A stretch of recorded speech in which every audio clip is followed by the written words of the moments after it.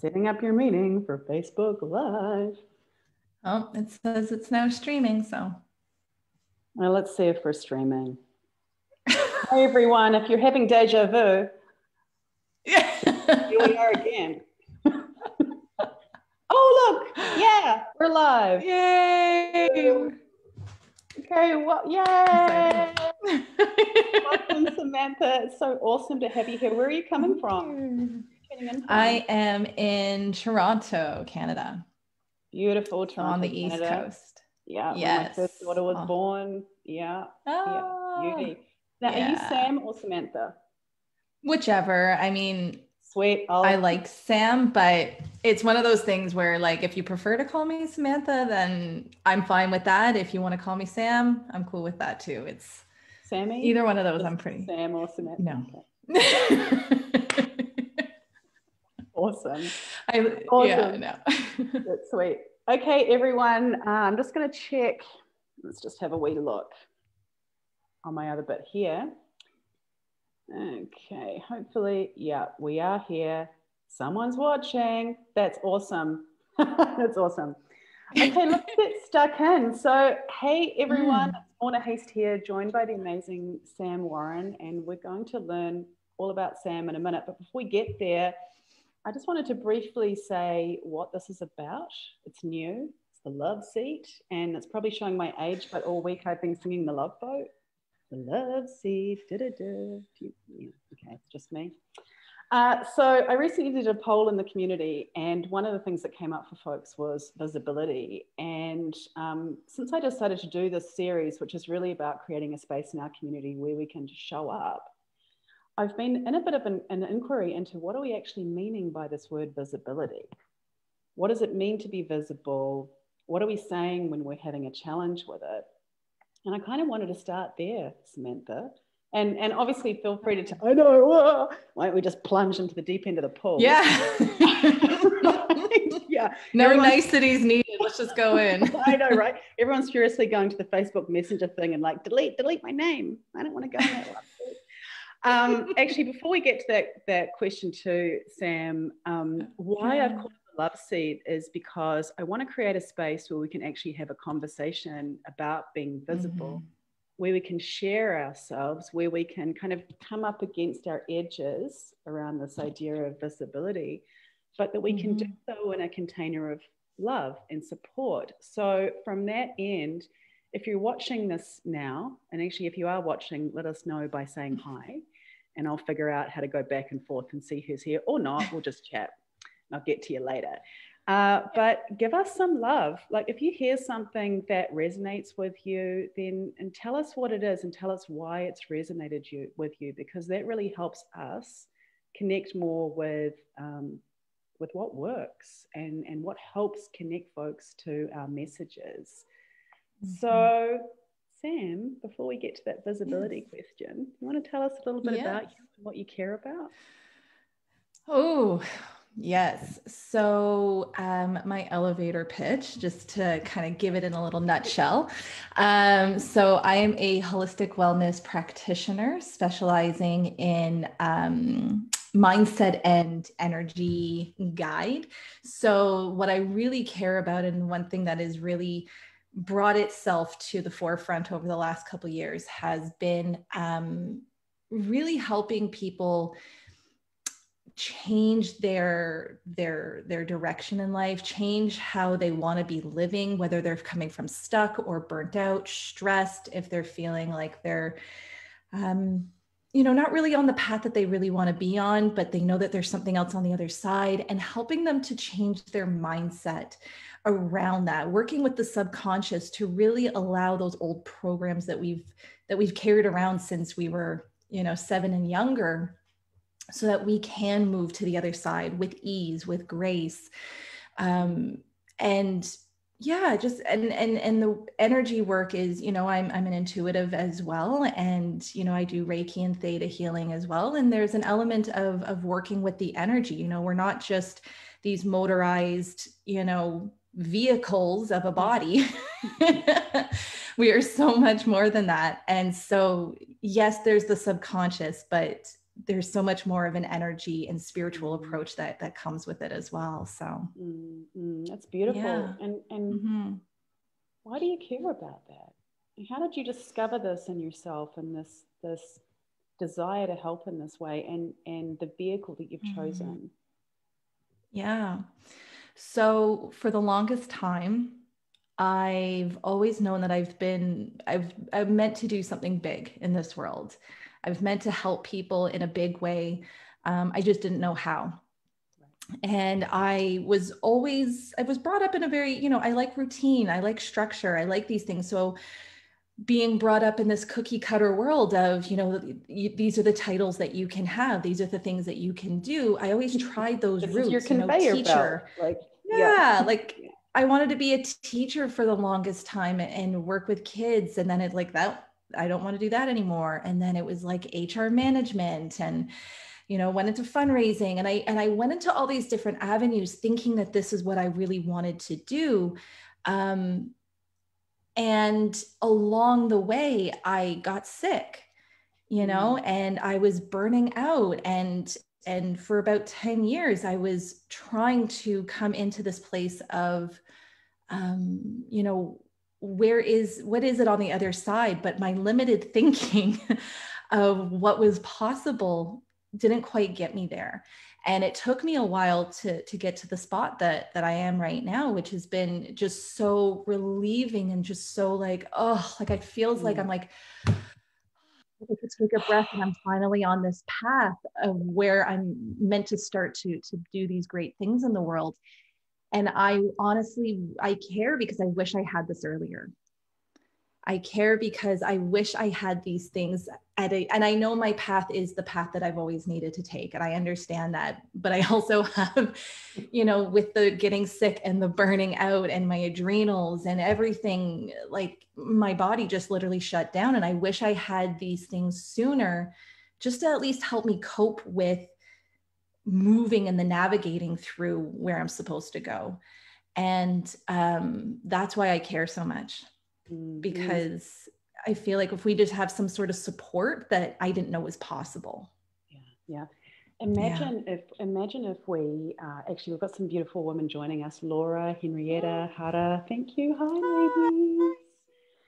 ladies. I'm figuring out the screen configuration now that we've got Zoom going, and I'm assuming we are live. Sweet.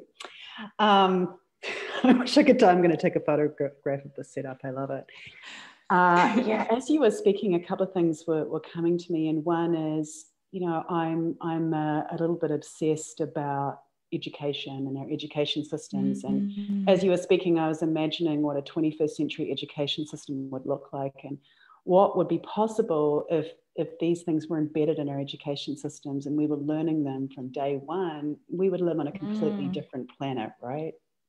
100%, completely different. If we learned about, the things that really, and I'm not trying to dismiss our educational system, but I can honestly tell you that I'm not using much. I'm not using much of what I learned.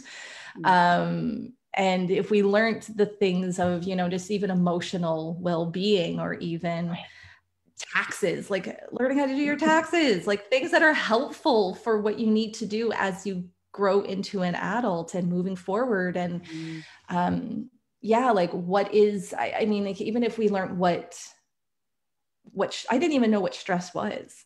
I just knew what it felt. I knew what it felt like to be stressed, but I didn't know really what it was. I didn't know, what burning out was all about. And it wasn't until I got there that I was like, what is happening to my body? Right. Yes. Totally. And I feel like stress is so normalized in our Western culture that that's just the way so many of us are. And so when something is so normalized, the idea that we actually don't have to feel stress for the most part, I understand it's a primal human response, but we do not need to feel the 24/7 kind of stress that so many of us. Yeah, absolutely. And I always talk about that we romanticize busyness. We romanticize this idea of stressed, and whenever people say to me, I'm so busy, and I always have to, is it a good busy or a not so good busy. Like, I don't want to say bad, but I want to say, is it good or is it not so good? And they're like, oh, it's really good. I'm like, well, tell me why it's a good busy. Is it fulfilling you? Is there a purpose behind it? Is there a joy behind this busyness because it's allowing you to fill your cup up so you can give to others? Or is it the meaninglessness of like, oh, I got to, write resumes all the time, or, oh, I've got to do all these documents, and oh, I've got to do this and I got to do this. And you're just filling in your time so that you're still living up to this hype of busyness. So you have an excuse to be why you're stressed. Yeah, right. Totally. Oh, totally. And I think we need a different word for the first kind of busy you were talking about. For me, I feel like busyness is a choice. I know in terms of the way my nervous system works, or the kind of relationship I have to it now, that I can have exactly the same amount of tasks on my list for the day. And sometimes they're going to feel busy, and other times they're going to feel completely different. And so much of it depends on the level of presence and what I've done to be present in whatever I'm experiencing, rather than, kind of moving on to the next thing. Right? Yeah. It's the shift in perception and and the meaning that you're putting to it, and the choice that you take to put the meaning to it. Exactly right. And so I wanted to circle back to something you said earlier about wishing that you discovered what you know and what you practice now earlier. And I'm curious about the people who come into your world, and one of the things that I believe, or one of the things I've noticed in my time over my years in this kind of transformational space, is that more often than not, people come to us at this magical moment. It's a time when they're ready, or there's some opening happening for people. Because I always get a feeling, and I know that you were kind of alluding to this earlier when you said you wish you'd known it earlier, because we kind of can't, right? So what are people experiencing when they find you? And so when people come to me, because I've also designed it in a way that I'm only attracting these types of people. Oh, bingo. Okay. I want to just hang on. I want to underscore that for anyone who's watching in the community, right? Like, that's the way to do it. Yeah. I'd love to just know more about that. So one of the modalities that I work with is called Psych K, and it stands for, there's so many different ways that it can stand for, but it's a modality for us to tap into the subconscious, to rewire, reprogram, basically transform perceptions and into like all these limiting beliefs into ones that are more supportive.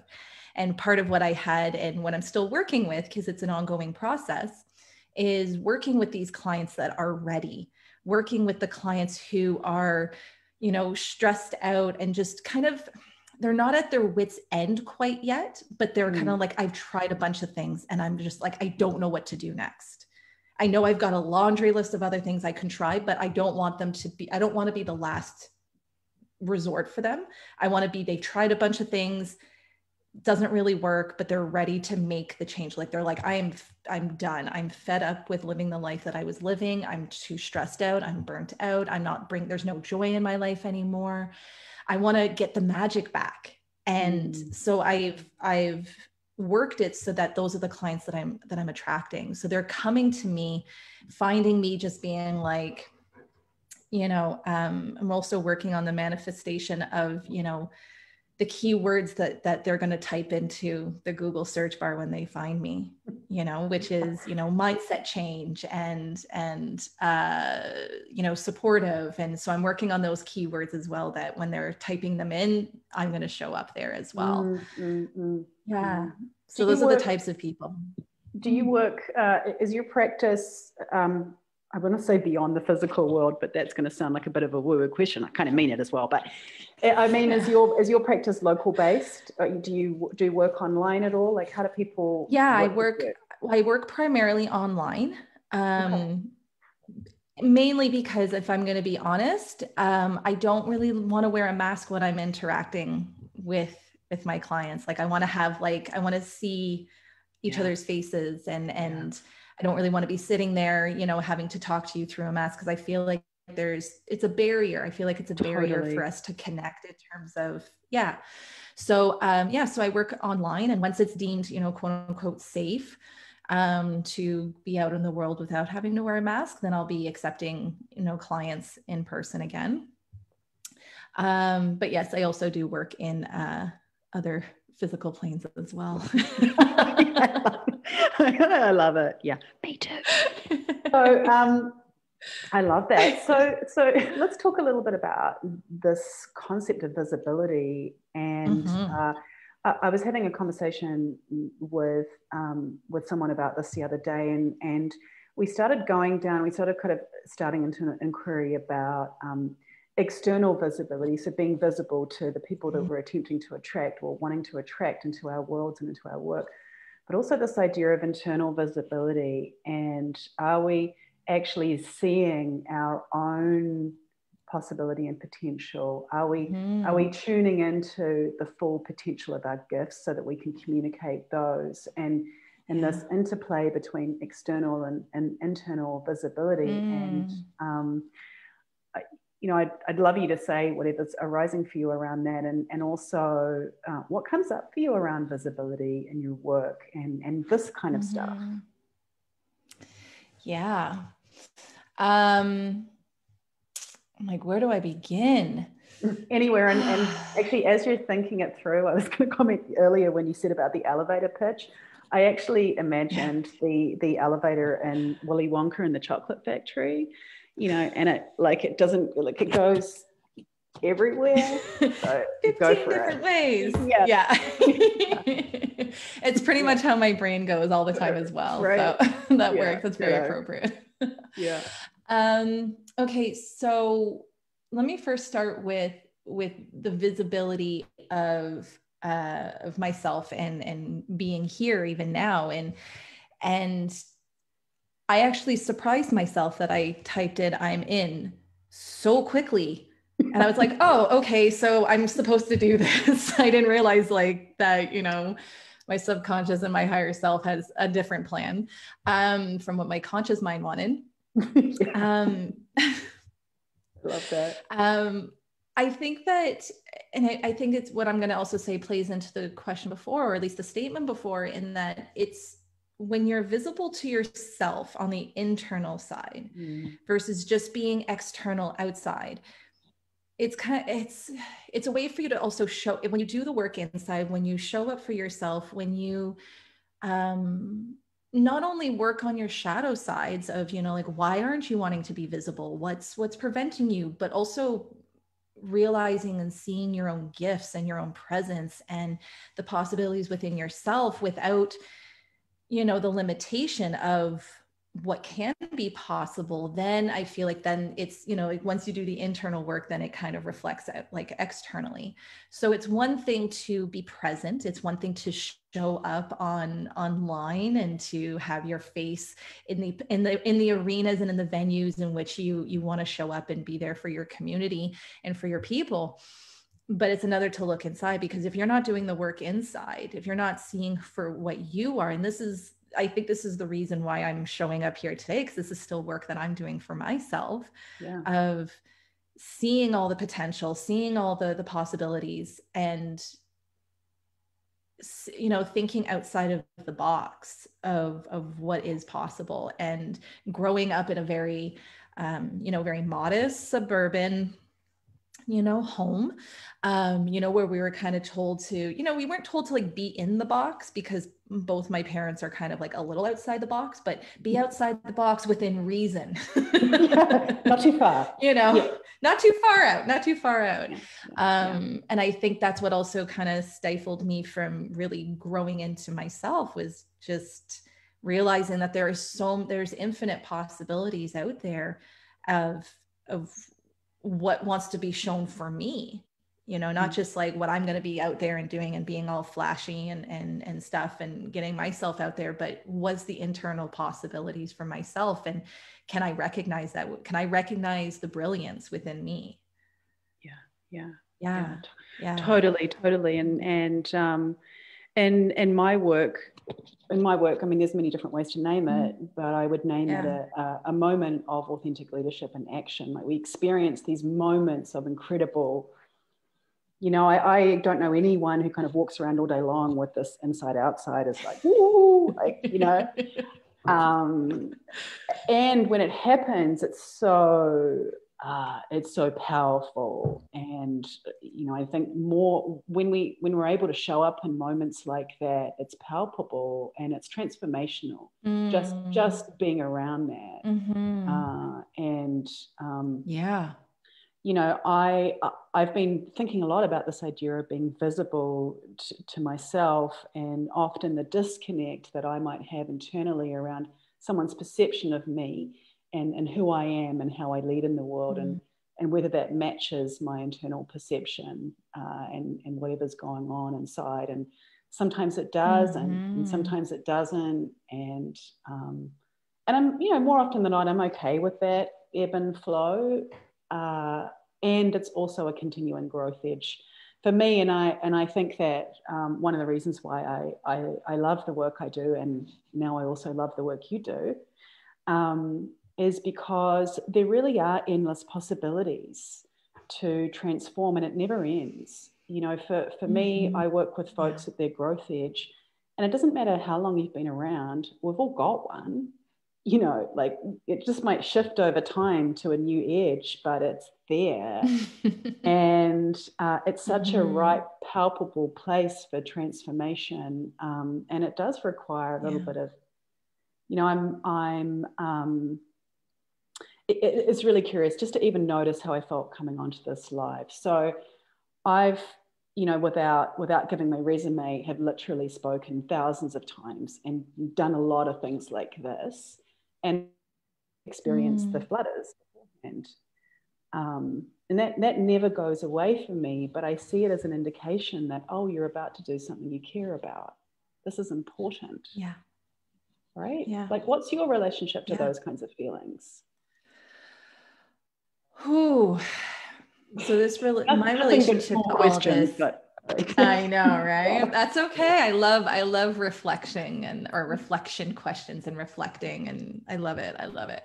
I feel like my relationship to it has changed drastically.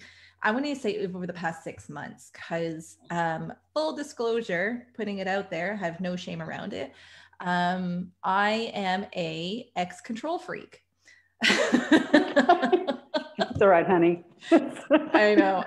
It's and so the moments of the flutter, even though it was like something new and exciting, and I have the exact same perspective that even if you do it 1,000 times and you just look at the little flutters around either being visible or whatever it may be, you know, it's something that you care about. It's something you want to do really well in. It's something that you're just like, oh, I just hope it goes well, and I received well.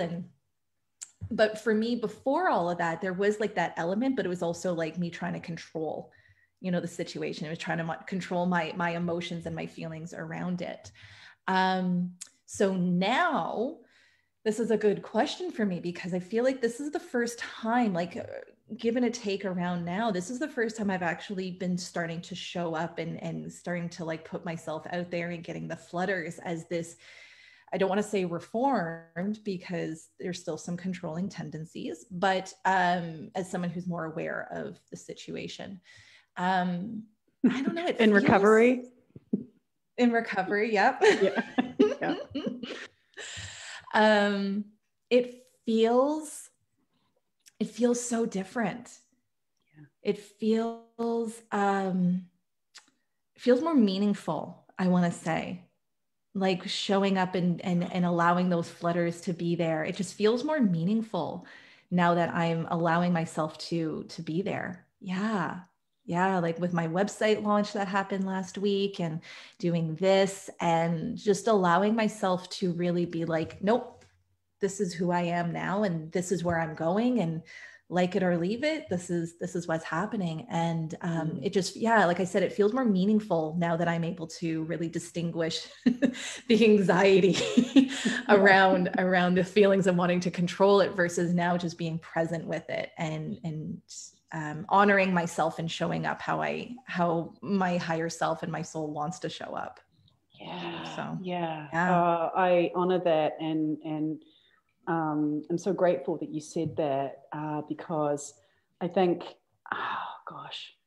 I want to also name myself as a recovering control person, and there, I'm the mother of 2 teenagers, so like it comes in and out, and almost all of life exists in the gray, right? And somewhere in the spectrum. It's not kind of in these neat boxes that we want to put them into.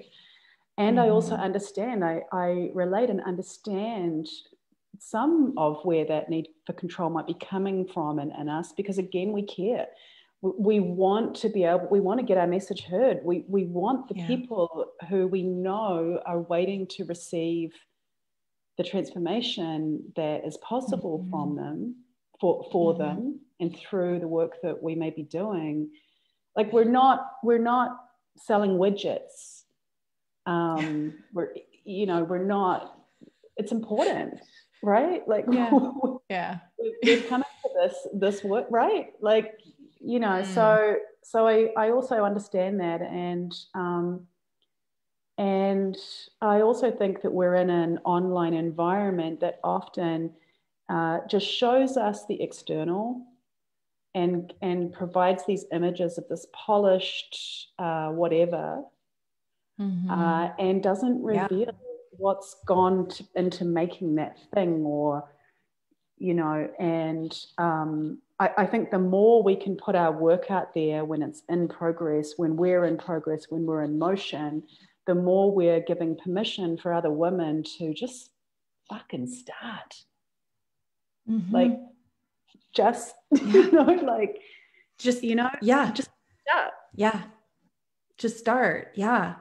And when because I also teach restorative yoga, I'm like, this is your opportunity, like, because I'm very honest in it too, and that it's like, this is your opportunity to just be, just start, just be, allow yourself to just like be here wherever it is that you are. If you want to start it, go start it. If you need to relax, go relax. If you need to just be silly and, dance your heart out, do it. Like, allow yourself to, I'm a huge proponent of transparency. Huge. And that's what I picked up.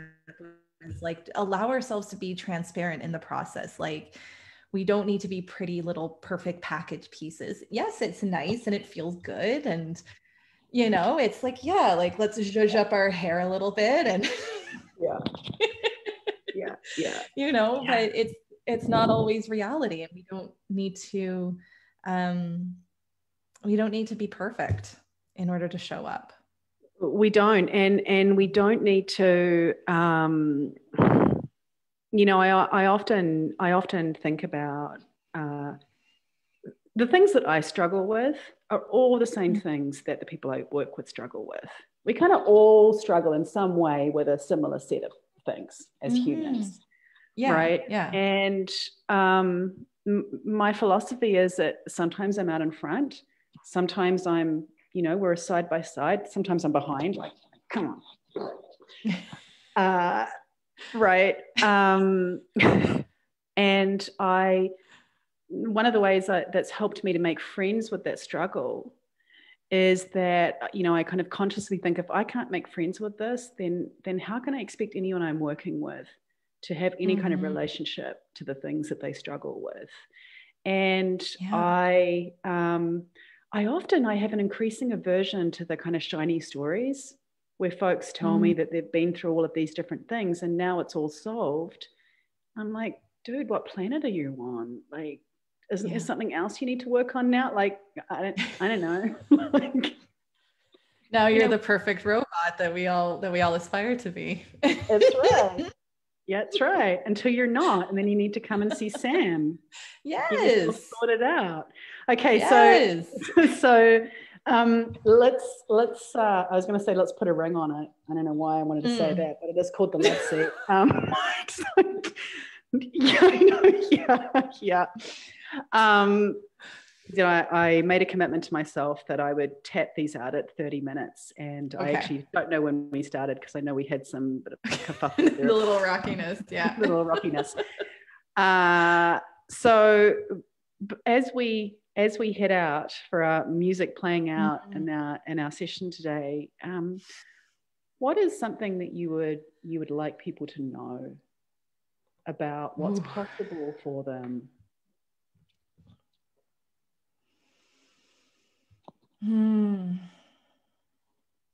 Okay. The first thing that's coming up is the one thing that I lead with most of the time is you are magic. That every single one of us are full of magic, whatever that means for you. And with that magic comes possibility. It comes creativity, imagination, and play, but also literally possibility. And that's what I want to leave people with is you are magic. So beautiful. Thank you so much, Sam. And thank you to all the magical women. Morna. Thank you who tuned in and are watching us. I know. I have no idea who you are because I can't see. And but I do know you're magic.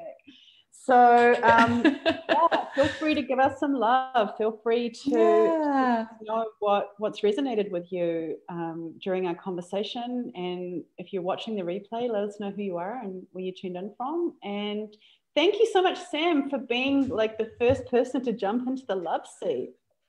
How was it? Thank you. How was it? Oh, it was great. It was great. It was a little nerve-wracking. I was getting like, the little flutters and the heart was beating a little fast, but it was beautiful. It was great. And thank you so much for creating this and holding the container for all of us wonderful, badass women to just be visible, to show up and to It is such a joy. Thank you, Sam. And actually, I would be remiss if I didn't leave by saying that we are a community of badass women and we must show up at this time. We really are alive at a critical and important time on our planet. And all of us, I know every single woman in this community is working on creating a world that works from whatever unique vantage point you're at. And we're at the front lines of trying to create a planet that's going to work for all of us, not just some of us. So that's me, like just pushing us all off the edge. Yeah. Okay. I love it. It. Bye, everyone. Thanks, Sam. Bye. Thank you.